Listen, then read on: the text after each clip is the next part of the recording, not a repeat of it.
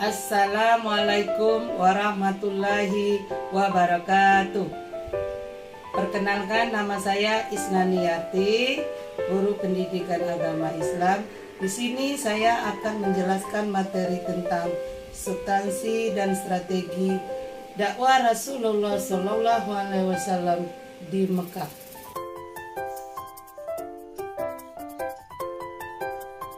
Baiklah, di sini saya akan menjelaskan materi tentang substansi dan strategi dakwah Rasulullah SAW di Mekah.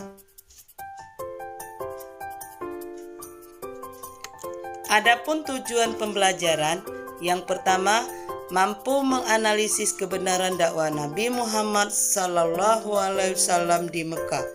Dua, bersikap tangguh dan rela berkorban menegakkan kebenaran sebagai ibrah dari sejarah strategi dakwah Nabi di Mekah.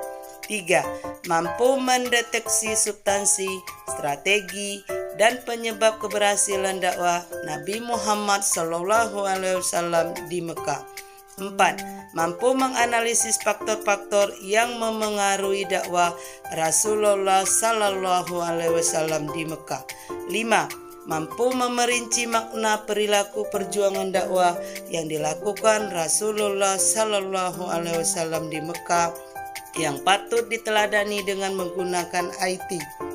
6. Mampu menelaah keterkaitan antara substansi dan strategi dengan keberhasilan dakwah Nabi Muhammad SAW di Mekah.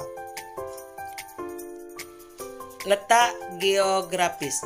Jazirah Arab terletak di sebelah barat daya Asia.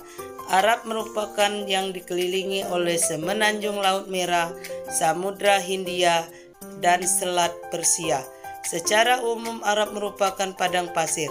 Para ahli ilmu purba membagi Arab menjadi 3 zona, yaitu yang pertama zona Arabia Petrik, yaitu daerah yang berada di sebelah barat daya lembah Sam. 2. Zona Arabia Deserta, yaitu Sam itu sendiri. Yang ketiga, zona Arabia Felix, yaitu negeri Yaman yang terkenal dengan sebutan Bumi Hijau. Selanjutnya, penduduk. Penduduk Arab Baidah atau penduduk Arab yang sudah musnah. Keberadaan penduduk ini tidak diketahui keberadaan jejaknya, kecuali yang disebutkan di dalam kitab suci seperti kaum Ad, Samud, Tasam, Jadis, dan Jurham. Penduduk Arab Bakiyah atau penduduk yang masih lestari penduduk ini dibagi menjadi 2. Yang pertama, Arab Ariba, yaitu kelompok Kutahan dengan Yaman sebagai tanah airnya. Yang terletak adalah Ya'rab, keturunan suku Kahlan dan Himyar. 2. Arab Mustaqrabah, yaitu Arab dari dusun sampai kota. Kebanyakan bertempat tinggal di Jazirah Arabia dan negeri Hijaz sampai ke lembah Sam. Penduduk ini keturunan dari Nabi Ibrahim, kemudian berkembang menjadi beberapa suku termasuk Quraisy yang lahir dari suku Adnan. Selanjutnya, politik. Kerajaan Arab terbagi menjadi 2 macam, yaitu yang pertama, kerajaan yang bermahkota atau kerajaan otonom di bidang urusan dalam negeri, tetapi tunduk dengan kerajaan lain, seperti kerajaan Makyan, Syaba dengan sebutan Saddul Ma'arib, Himyar, Hira, Gazan.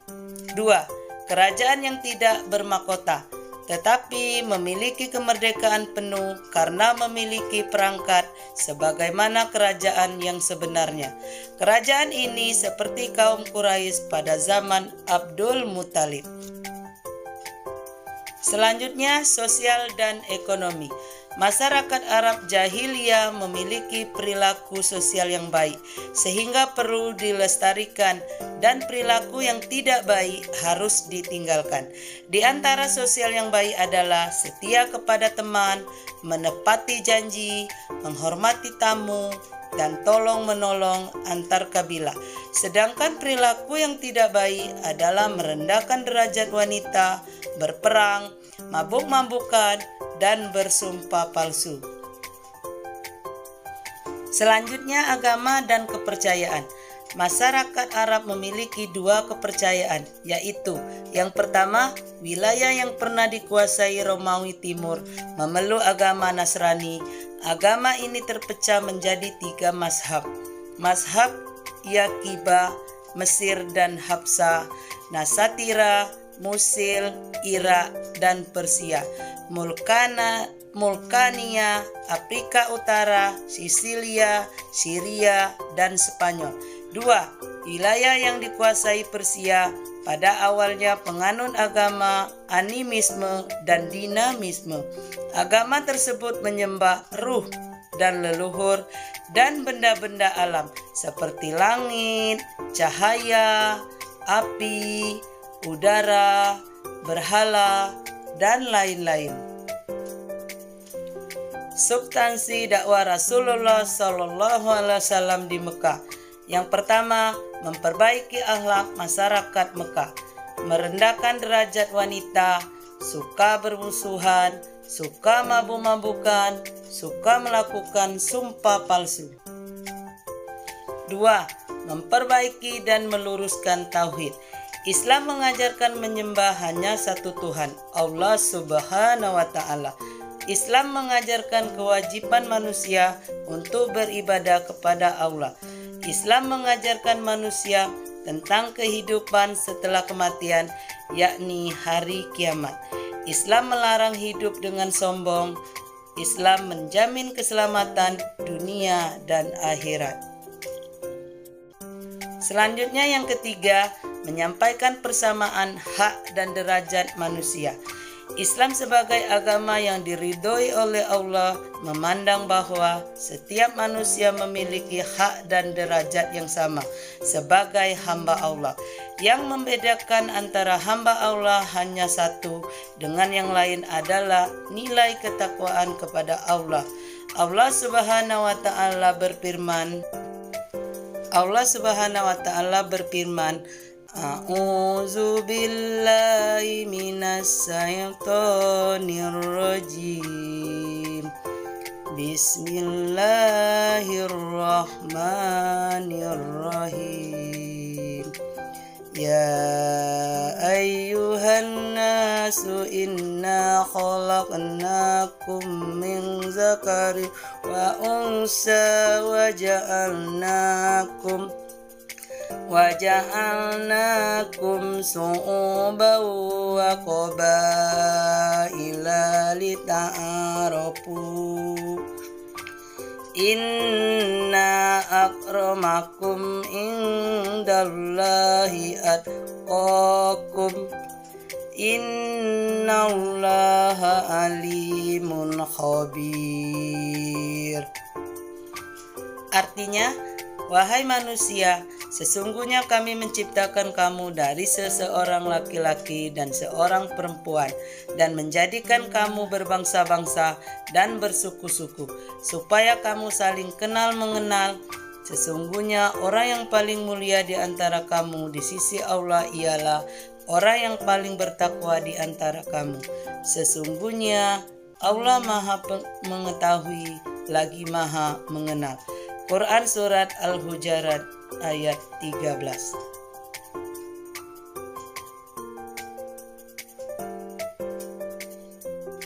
Yang keempat, mengubah kebiasaan bertaklid. Masyarakat Arab sebelum Islam memiliki kebiasaan bertaklid kepada nenek moyang. Kebiasaan yang berjalan secara terus-menerus. Contoh taklid masyarakat Arab sebelum Islam adalah bila ada yang meninggal, mereka tidak mendoakan mayat, tetapi bergadang dengan bermain judi atau mabuk-mabukan sepanjang malam. Tradisi taklid seperti ini diubah oleh Nabi ketika melakukan dakwah Islam. Cara mengubahnya adalah dengan menyampaikan kepada keluarga duka agar tidak meratapi kematian secara berlebih-lebihan. Hal demikian hukumnya haram. Selanjutnya, strategi dakwah Rasulullah di Mekah. Di dalam menyampaikan misi dakwah Islam, Rasulullah menerapkan strategi yang efektif dan efisien. Karena telah terbukti hanya dengan waktu 23 tahun Islam sebagai agama yang sempurna, Rasul berdakwah Islam pada tahap pertama di Mekah selama 13 tahun. Ada dua jenis strategi yang ditempuh oleh Nabi Muhammad SAW dalam mendakwakan Islam di Mekah. Yang pertama, dakwah secara diam-diam. Yang kedua, dakwah secara terang-terangan. Pelaku dakwah pertama adalah Nabi Muhammad SAW. Beliau adalah manusia terbaik di sisi Allah Subhanahu wa Ta'ala, sehingga semua kepribadian dan perilaku menjadi contoh teladan. Hal yang sangat penting ketika Rasulullah mendakwakan ajaran Islam, Rasulullah mengajak umat manusia masuk ke dalam agama Islam, dan Rasulullah adalah orang yang pertama kali yang mengamalkan, sehingga menjadi contoh yang sempurna. Allah Subhanahu wa Ta'ala berfirman, A'udzu billahi minasyaitonir rajim. Bismillahirrahmanirrahim. Laqad kana lakum fi Rasulillahi uswatun hasanatul liman kana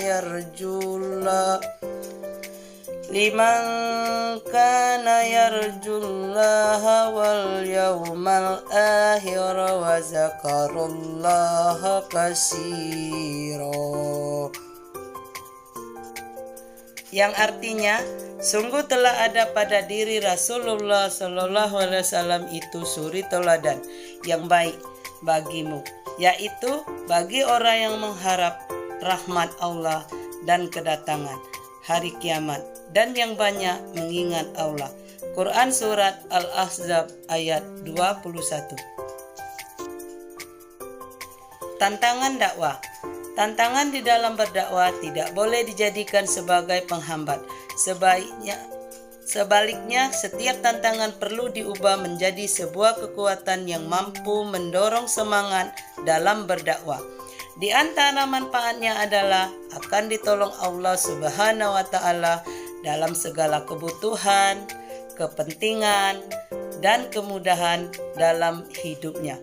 Allah Subhanahu wa Ta'ala berfirman, A'udzu billahi minasyaitonir rajim. Bismillahirrahmanirrahim. Ya ayyuhallazina amanu in tansurullah yansurkum wa yusabbit aqdamakum. Artinya, wahai orang-orang beriman, jika kamu menolong agama Allah, niscaya Dia akan menolong dan meneguhkan kedudukanmu. Quran Surat Muhammad ayat 7. Strategi dakwah. Strategi merupakan cara untuk mencapai tujuan bagi seorang yang mendakwakan agama Islam. Mengapa demikian? Karena berdakwah ajaran Islam memiliki materi dan tujuan yang mulia. Persoalannya adalah tidak semua yang mulia dapat diterima dan berjalan lurus. Sebaliknya, sesuatu yang baik dan mulia tidak sedikit tantangan dan rintangan yang menghadang. Keadaan itu harus membutuhkan strategi yang tepat dan akurat sesuai dengan situasi dan kondisi. Tujuan dakwah. Tujuan dakwah yang dilakukan Rasulullah adalah agar manusia masuk Islam dan berperilaku sesuai ajaran Islam dalam kehidupan sehari-hari secara sempurna. Tujuan berdakwah di masa sekarang lebih diarahkan membebaskan dari kebodohan, kemiskinan, dan keterbelakangan. Sikap semangat dan tangguh dalam mendakwakan Islam memerlukan kesabaran. Dakwah akan selalu menghadapi rintangan. bahwa dakwah Islam itu membawa kebenaran dan kebenaran pasti akan menang. Firman Allah, A'udzu billahi minas syaitonir rajim. Bismillahirrahmanirrahim. Wa qul ja'al haqqu wa zahaqal batil. Innal batila kana zahuqa. Artinya, dan katakanlah, dan kebenaran telah datang, dan yang batil telah lenyap. Sesungguhnya yang batil itu adalah pasti lenyap. Quran Surat Al-Isra ayat 81. Kita lanjutkan pada faktor-faktor yang memengaruhi dakwah Nabi di Mekah. Nabi Muhammad SAW diutus menjadi rasul. Masyarakat Arab khususnya Mekah memiliki kebiasaan antara lain. Yang pertama, menyembah berhala. Yang kedua, mengejar kedudukan serta memperjualbelikan budak dan wanita. Yang ketiga, gemar meminum minuman keras, berjudi, dan berzina. Yang keempat, membanggakan diri. Yang kelima, hanya menghargai atau menilai seseorang berdasarkan keturunan, bukan berdasarkan akhlak dan ilmu. Yang keenam, menganggap lebih mulia dan tinggi dari bangsa lain. Yang ketujuh, memiliki sifat sombong. Hikmah sejarah dakwah periode Mekah. Adapun hikmah yang dapat kita peroleh dari sejarah dakwah Rasulullah SAW pada periode Mekah antara lain. Yang pertama, menyadari bahwa melalui kesabaran dan keuletan dalam berjuang menyiarkan agama Allah pasti akan mendapat pertolongan dari Allah Subhanahu wa Ta'ala. Yang kedua, memahami bahwa tugas seseorang rasul hanya sekadar menyampaikan risalah dari Allah Subhanahu wa Ta'ala. Yang ketiga, memahami bahwa Allah Subhanahu wa Ta'ala pasti akan menguji seseorang yang akan terpilih menjadi utusan atau rasulnya. Selanjutnya yang keempat, memahami bahwa Nabi Muhammad SAW sangat bijaksana, pandai menggunakan kesempatan yang berharga, dapat menarik perhatian orang tanpa menimbulkan kebosanan. Yang kelima, meneladani Nabi Muhammad SAW yang bergelar uswatun hasanah. Yang keenam, melalui dakwah Rasulullah, umat Islam mendapat informasi mengenai agama yang diridhoi oleh Allah. Yang ketujuh, memberikan pemahaman tentang hak dan persamaan derajat antara kaum perempuan dan laki-laki. Yang kedelapan, Islam menegakkan ajaran persamaan derajat di antara manusia dan memberantas perbudakan. Selanjutnya, menerapkan perilaku mulia.